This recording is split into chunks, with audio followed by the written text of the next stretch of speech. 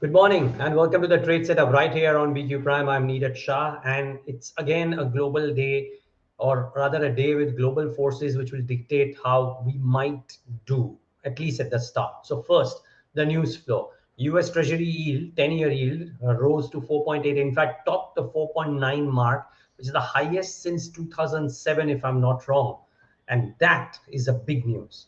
Jerome Powell is going to speak to the Economic Club of New York today, and his comments on what the Fed could do in terms of rates possibly could be very, very important to note. They are extremely important for risk assets under the current context. Oil was up about 2% on a big US crude storage draw, as well as the Middle Eastern tension. And by the way, in a sign of further risk of gold, is at 2-month peaks as Middle Eastern tensions spur the safe haven demand.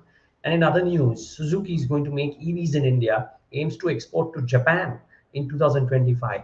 Who would have thought that Suzuki, the Japanese major, making cars for eons, is going to set up a plant in India, not just for India, but for Japan as well? It's a big manufacturing piece of news. By the way, in other news, I must say for people who invest in the US markets, Tesla has sunk and Netflix has done really well because of respective results in after hours trading.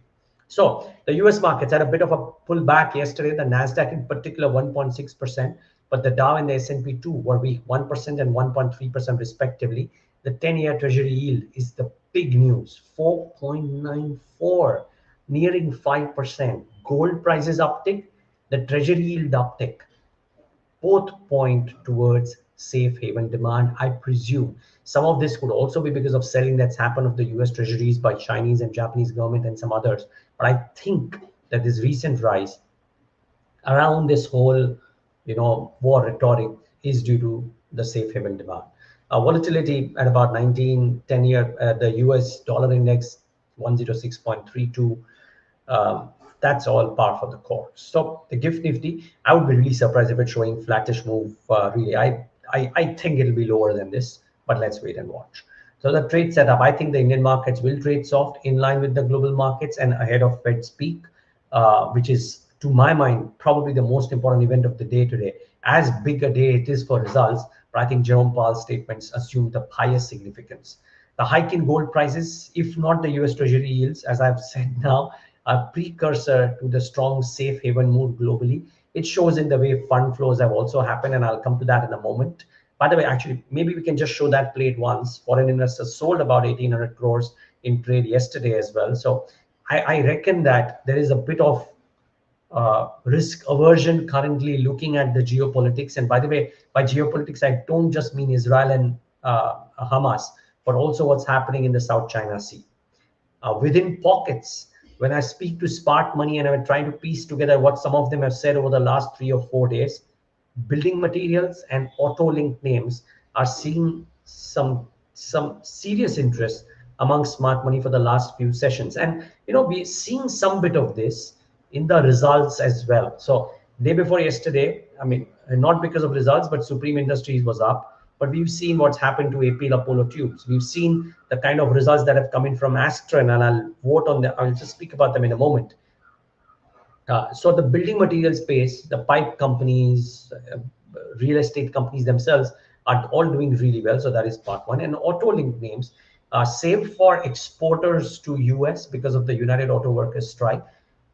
There are some very smart export plays, as well as domestic plays, which seem to be doing really well. And we'll probably see some signs of that in the current season if these experts are to be believed. So keep an eye out for both of these pockets, in addition to, of course, what real estate is doing and select PSUs are doing, as we spoke about yesterday. Big day for results, big day for FMCG in particular. Your HUL, ITC, and Nestle all coming out on the same day. Trust me, we'll have some story around what the trends that the large FMCG majors are bringing to the table at the end of quarter 2, maybe later today or early tomorrow morning or tomorrow afternoon. I think it'll be really important to see what the FMCG majors have to say. So big day for Nifty results, but not a small day for non-Nifty either.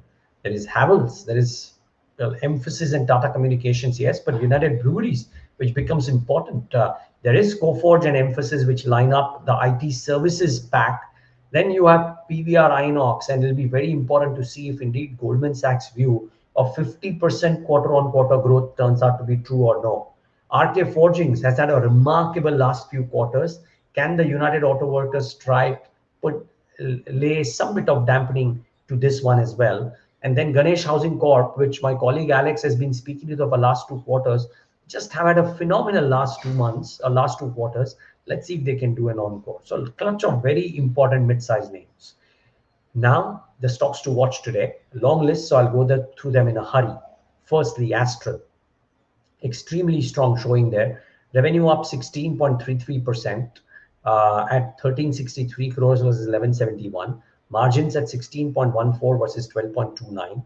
And PAT up 75%. Strong margin performance on a decent revenue base, on a decent revenue growth, and as a result of which 75% uptick in PAT. A very strong quarter two performance from Astral. Look at volumes. I mean, you look at just the uplift that comes into play. They've started a new plant in East India. I think I'll be really looking forward to the commentary from Astral today. And at the end of the trade setup, I'll tell you about all the corporate commentaries that you will hear on BQ Prime today. But watch out for Astral. I reckon it's a stock that could do really well in the session. Then Wipro, the numbers left a bit to be desired. Revenues down 1.39%, EBIT margin at 13.66% versus 15.17%, PAT down 14% at 2267 versus 2649. Not a great set of numbers. It sees Q3 revenues at 2.62 to 2.67 billion versus estimates of 2.81 billion. On almost all counts, Wipro lagged. And the CEO's comments out there too. They said that we are seeing good volumes of business, but there is significant reduction in discretionary spending from clients.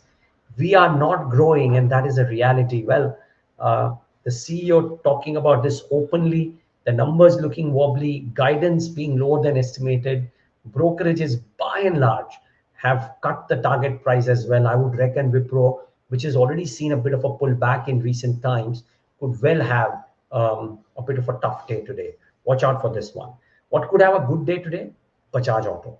Revenue is up 5.6%. That is not the standout point, but on that base, they've expanded margins meaningfully. 19.79% versus 17.23%. PAT up 20% at 1836 crores versus a number of 1530 crores. Really strong showing if I'm from Bajaj Auto. And I'll lay out a note that somebody put out to me. There's a change. There seems to be a change in the dividend payout policy as well. If surplus funds are over 15,000 crores, the overall payout to be 70%, more than 70% of PAT. The new slab for Bajaj Auto apparently, and the dividend payout now is greater than 70%. That has allowed the board to degree of freedom to decide between dividends and buyback. One more way of returning the surplus, and add to it, apparently Bajaj Auto, a lot of analysts presents a perfect balance between premium, EV and entry-level motorcycles coming in at reasonable valuations. Won't be surprised if Bajaj Auto is a field day today. IndusInd Bank is the other one. The results notwithstanding, and the results, I'll lay them out for you. NII at 5076 versus 4302. Gross NPAs at 1.93, steady quarter on quarter. PAT up 22% at 2202. The estimates were 2239, so largely in line with estimates. But more importantly, this MK on IndusInd Bank says that the total foreign shareholding as of 30th September stands at 62.61. This is as per page 31 of IndusInd Bank's presentation. They say MK says the foreign room available has increased from 13.9 to 15.39, making the stock eligible for inclusion in the MSCI India Standard Index. And this could cause a inflow of about $300 to $350 million at 7 times ADV, really. The alert, of course, is that MSCI will announce the results of the semi-annual index review on 14th November. Effective changes from 1st December. Maybe the street starts discounting it earlier. So don't be surprised if in a bad day, IndusInd Bank still kind of stands out. The other one is Titagarh Rail Systems. Strong numbers. Revenues up 54%. Margins at 12.3 versus 9%. PAT up 56%. You couldn't find too many faults with this one. Watch out for Titagarh. It's one railway stock that's actually done reasonably well. Could continue to do well. Weak numbers from LTI Mindtree, Oracle, and Shoppers Stop. I'll run through them quickly. Revenues up 2.3% for LTI Mindtree, but the EBIT margins down. PAT very, very flat, maybe reacts negatively. OFS has revenues down, EBIT margin much lower, PAT down 16%. Most certainly could react negatively. Shoppers Stop, revenues up 2.6%, but margins come off, PAT down 83%. I think there were some one-offs here when it comes to Shoppers Stop as well. Very quickly, I'll just um, try and bring up my note for shoppers. But yeah, the numbers, of course, look weak.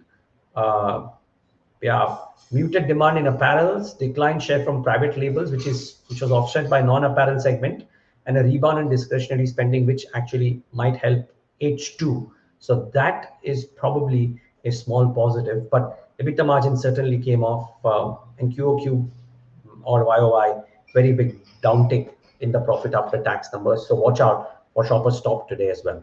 Strong Q2 by mid-sized companies like SG FinServe, RPG Life, and 5 Paisa Capital. So watch out for those. And some other stock in news include a Power Mech Projects, which set the QIP floor price at 4085, which is a premium of 1.44%, or Wellspun Corp, which is backed an order from Middle East clients for supply of 61,000 MT bare pipes and vents, or Trident, wherein the IT department is conducting search at the company premises since October 17th. So watch out for this one as well. Before I wrap up, what stood out for me, the ABB Global Conference call and their comments on the Indian order inflow. They're saying that the global entity order inflows declined by 2%. But the commentary for ABB India is, of course, positive because it mentions that Asia, Middle East, and Africa improved on a comparable basis, whereas India noted yet another quarter with strong year-on-year development. In fact, they go on to say that the decline of China of 10% was more than offset by strength elsewhere in the region, including strong growth in India. Well, do watch out for this one as well, and it has implications for the capex drive in India. Now, there's a very quick viewer query. I'll take a minute to address that. Actually, I want to address that per se, but the query is that does it make sense to invest in InvITs and REITs versus equities right now? Abhinandan Nadekar, my colleague Chinmay Vasdev, has put out a really good story on this on our website. I urge you to try and log in and read that story. It will give you a great insight. But to answer your point, HSBC came out with a note recently wherein they have advocated looking at REITs and InvITs. I'm not saying they are an alternative to equities right now. They may well be, but individually, idiosyncratically, this looks like a pocket which a lot of people are banking on. So watch out for them. And yes, like I said, watch out for all the commentary that happens on BQ Prime today. So talking point is with Vinod Karki, head of equity strategy at ICICI Securities, and then a clutch of corporate conversations starting at 9:50 a.m. with Gopal Balchandran of ICICI Lombard, or Kapish Jain, CFO of IIFL Finance at 10:25. Sudhir Singh, CEO of Coforge at 10:40. So that's an important conversation.